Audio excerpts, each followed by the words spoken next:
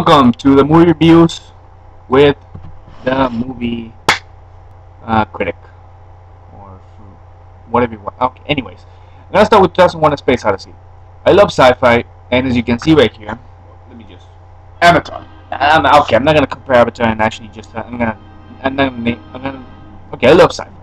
That's the bottom of it. I love science fiction, and 2001: Space Odyssey is where I began. Pretty much before 2001: Space Odyssey, all you had was cheesy B movies with ray guns and green people. That's pretty much all you had. This changed everything. Now, here's the thing. I mean, at first when I first saw this movie, I thought the same thing as many other people who saw this movie. Boring, stuff thrown in space, and some monkeys with landscape. If you see Confused Matthew's review, you're gonna know exactly what I'm talking about. No disrespect to Confused Matthew, since I love his reviews. Lion King, hilarious. Spider-Man 3, best review ever. I mean, I do agree with that review. Matrix, not so much, since I love the Matrix movies, but yeah, he's a little hard on the Matrix movies and the Star Wars movies as well. Since but that's another rant for another day. I do agree with some of his reviews. I just want to make it clear that I am a fan, but he's way off in 2001: A Space Odyssey. 2001: A Space Odyssey is pretty much well, I want to give it a second chance because I want to see the landmark of science fiction movies, and it is pretty simple, by the way. I mean, yeah, it has been studied by many scholars, but I'm gonna put it as simple as possible. And just to let you know, all my reviews have spoilers. Here's my belief with spoilers. If you're watching a review, or when I watch a review, obviously I have already seen the movie, so my reviews do contain spoilers, but that's not bad. I mean, anyways, here's the thing. I mean, this is the simplest interpretation by any chance. This is also the simplest interpretation. I mean, here's the thing. It's all about evolution.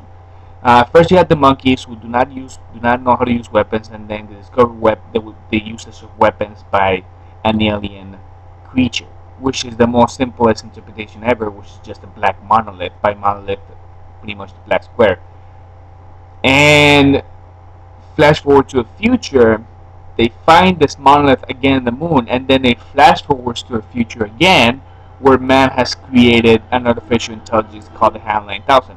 Now, some people have interpreted the HAL 9000 to have gotten radiation from where the black monolith is actually located, and that's how he got conscious.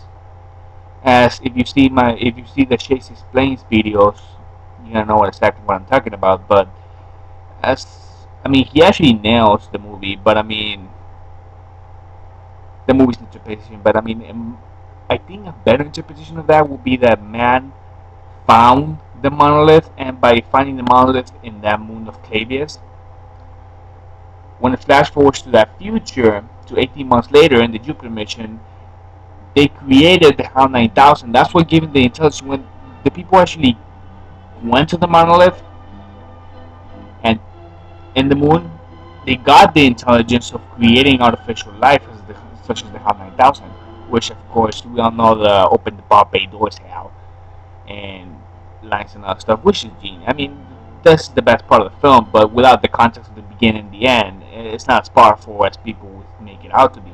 Like some people say, well, it's the only good part in the film. No, it isn't. It's a crucial part in the film, but it's not the only good part in the film. The beginning, actually, this part needs the beginning because you know the monolith gave intelligence to humans to create the HAL 9000 unit. And then, of course, after that, we see the main character Dave traveling to all the dimensions, and then he becomes a Star Child at the end. I haven't seen 2010, which I don't know if it's gonna be like it was not required at all. 2001 is a standalone masterpiece to begin with, but that's my review of 2001: A Space Odyssey. It is the essential science fiction film. Different from the other ones, but you have to have patience with that movie. It's all about evolution, and I like the theme that it keeps going on. I love that the music is an integral part of a character. You cannot watch the film without music. as I have it in my background, uh, this is, well, besides being great music, it is a character in the film. Such as, I mean, actually, well, not, I bet not everybody's noticed this, but I mean, before the intermission begins, you hear the cue of, you hear the music cue of the monolith, and you realize that the HAL 9000 is dangerous. Such as the monkeys in the beginning were dangerous. They all had balance in their mind, which is, it's a sign of the music being an integral part of the film. I love this film because of that. I mean, it's a perfect 10 out of 10. Buy it, definitely buy it. And that is my review of 2001: Space Odyssey. I mean, most reviews do interpret the importance of the film and its influences, such as George Lucas and their team being influenced by that. Most notable example would be the Imperial Star Destroyer at the beginning of Star Wars. I'm talking about New Hope, which resembles the Discovery 1 close up. But I'm not gonna talk about this influence. I'm talking about the movie on its own, and yes, it still stands the test of time, and it's great. That's my review of 2001: A Space Odyssey. Coming up next will be my review of,